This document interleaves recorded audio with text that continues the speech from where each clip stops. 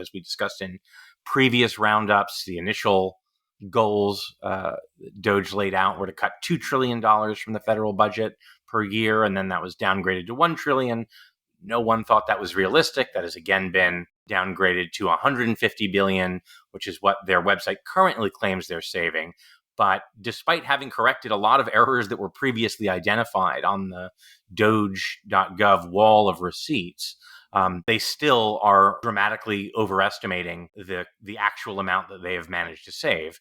It's hard to say exactly how much they're overstating it because for a little over 60% of the funds they've claimed they've saved, there's no real detail on the site. So it's hard to vet that.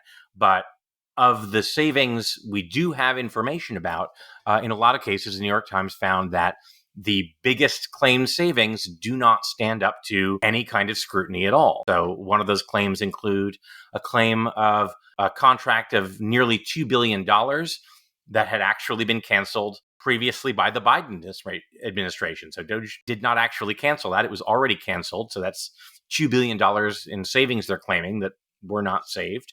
Another claim involved a grant that was paid out to nonprofits to do work on vaccines in the amount of $1.75 billion. That, too, was a grant that had already been paid out in full. So canceling it after the money has been paid out does not save any money. It's another $1.75 billion in not real savings. Another massive item there is a facility that was being used to house unaccompanied migrant children entering the United States. The thing is, that facility had effectively already been empty for a year. It was not being used because of a decline in the need to deal with unaccompanied migrant children. And so the government was paying essentially to hold that on standby in case it were needed again.